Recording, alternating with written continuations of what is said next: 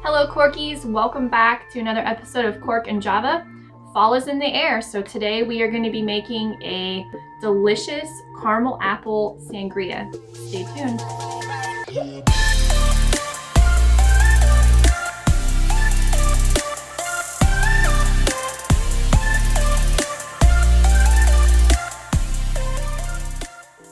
Hello everybody, welcome back to Cork and Java, your go-to place for coffee and wine, reviews, and how-tos. I'm Billy, and this is Bryn, and on this channel, we like to expand and enrich your experience with all of your favorite beverages, and today, we're going to be making a delicious caramel apple sangria.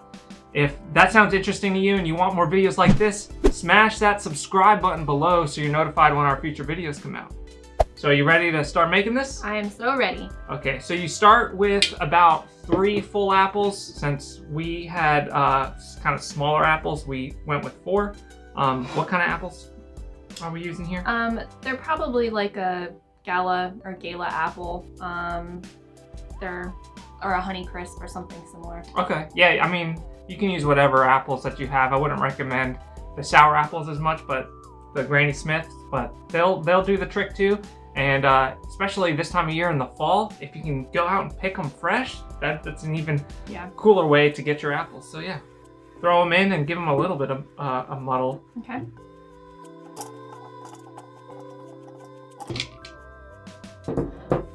Yeah, just smash them a little bit just to get a little bit of the apple juice. Okay.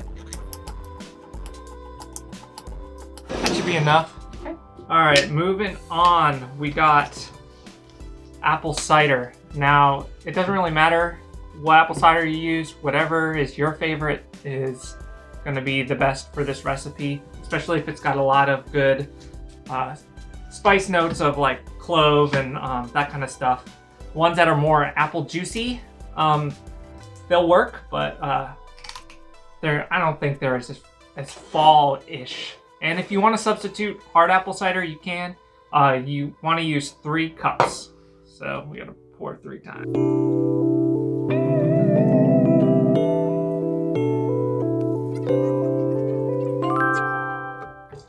Alright. So 3 cups of cider. Yes. And now you want to pick up some caramel flavored vodka. We're going with Smirnoff because that's the ones that typically they go all over the place with different flavors. And we're going to do a cup of the caramel flavored vodka. I'm just gonna give this a whiff. Is it caramely? It does smell very caramely.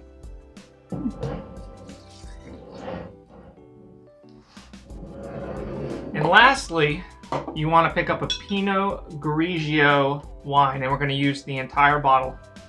So Pinot Grigio, depending on when they pick the grape, depending on how ripe it is, you're going to get different characteristics. So with a younger Pinot Grigio, where they're picking it where it's not quite ripe yet, you're gonna get a lot of like lime characteristics.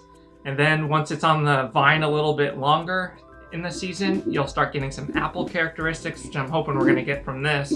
And then if you keep it on longer, you'll start to develop different characteristics such as lemon, and when it's really ripe, some peach kind of characteristics on there.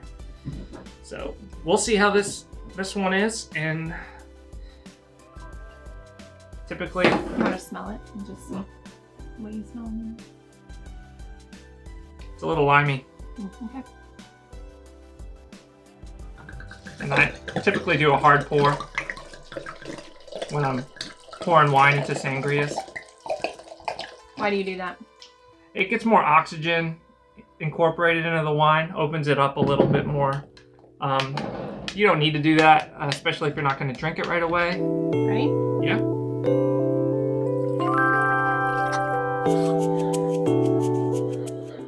Do you want any pieces of apple in yours? No, I'm okay. Okay. Alright. Smells like a caramel apple. Wow, it does. Yeah, you get a lot of those apple characteristics in there. Mm-hmm. Apple cidery, some like pumpkin pie kind of clove spices to it from the apple cider. and a little bit of that lime from the Pinot Grigio. Mm-hmm. All right, let's give it a taste. All right. Ooh. Wow, there's a lot going on. Yeah. Wow, that is like fall in a glass. That's a really good recipe for a fall drink. This is a great, especially the beginning of fall, where you want to get into the season. It's still a little bit warm out. It's in the 80s today here in Virginia. And so this is a nice, refreshing, yet festive fall drink. Mm-hmm. And it looks so pretty. I love the apples and the caramel colored liquid here. And this will be really good if you let it sit out for a little while and let it like soak up some of the apples, like soak up some of the alcohol and stuff, and then eat some of the apples. Mm-hmm. Yeah, I'd let it sit in the fridge. Yeah. It can sit in the fridge for probably 48 hours before you're gonna want to finish it off or toss it at that point. It's never lasted that long. Yeah. At our house. It never lasts more than 24 hours in the Brisky home. Yeah. Comment down below what your favorite fall drink is. It doesn't have to be a sangria. Is it pumpkin beers? We're gonna do a pumpkin beer competition pretty soon, so that's why I thought maybe some of you guys like that kind of drink. Maybe it's a pumpkin spice latte or something like that. I know a lot of people like those, so leave a comment down below with what your favorite drink in the fall is. All right, for all you wine connoisseurs out there, don't miss out on the California Wine Club offer of 2 free bottles with your first order. We have loved our experience with the California Wine Club.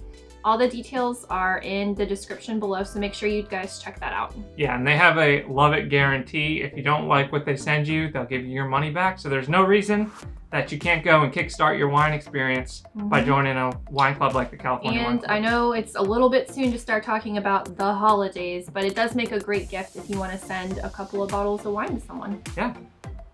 All right, guys, make sure you check us out online on Facebook, Twitter, and Pinterest. And I hope you try this recipe out and let us know how it is. And until next time, bottoms up.